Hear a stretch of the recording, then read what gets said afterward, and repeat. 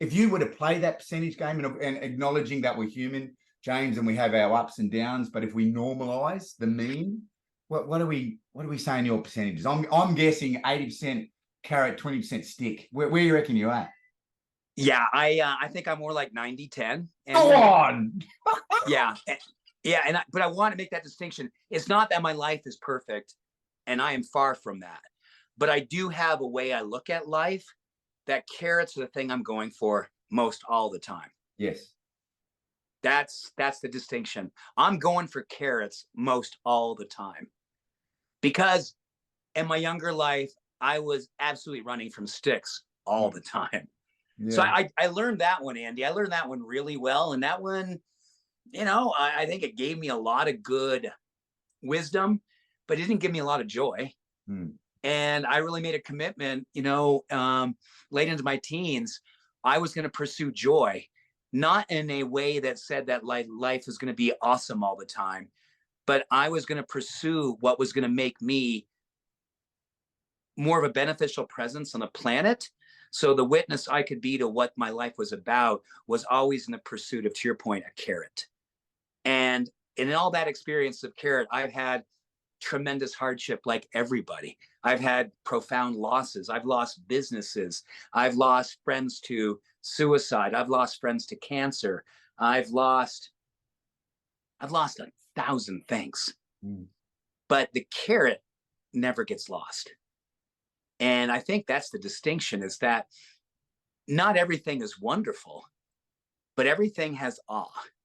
And if you connect yourself to awe, you'll see carrots everywhere, even in the hardest moments. I had my very best friend passed away from ALS last summer.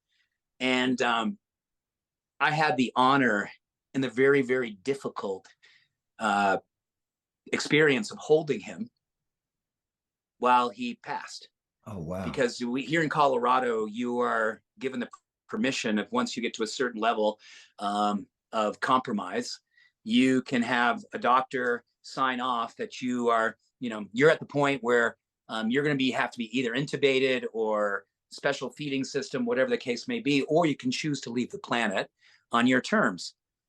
So my best friend told me, I want you to be with me and help me to leave the planet. And I tell you, Andy, it was the hardest, most beautiful thing I've ever done in my life, is to hold someone like, I was holding him like a burrito. I held him like this, his arm, his face right here, his legs right here. And I held him while he took his last breath, which I helped him to do. And in that experience of watching the life on this planet leave him, and then watching the life where he was going come in him, oh my goodness. And I think I share that with you, Andy, because I want you to know, and I want, the community that we get a chance to talk to today.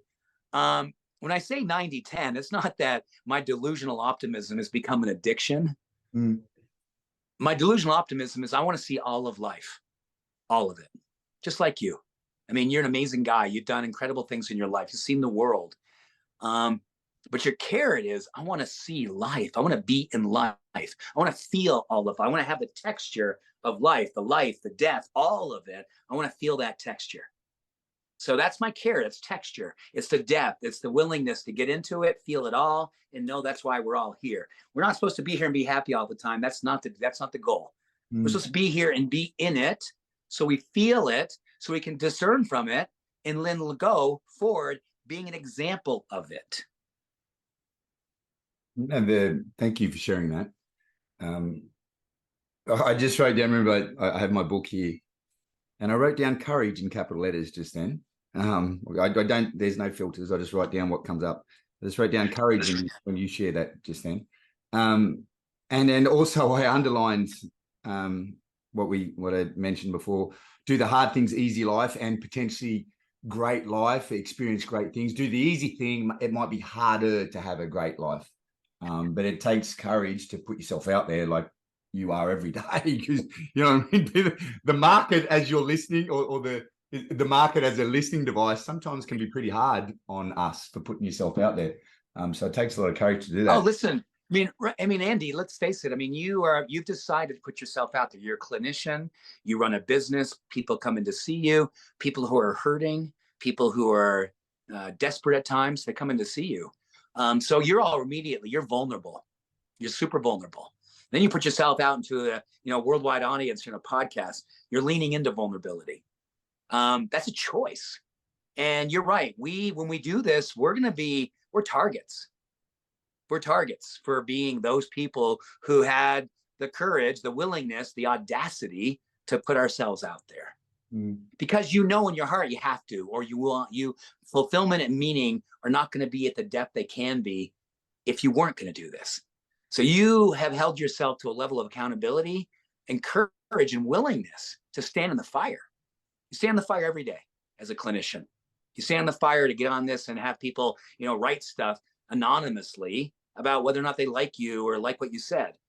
This is part of the dilemma of whether or not we're going to be here and be a change agent on the planet by putting ourselves out there and being vulnerable. Or are we going to play small, dim our light to make the rest of the world comfortable? And when it's time to leave this planet, we say, what did we do here?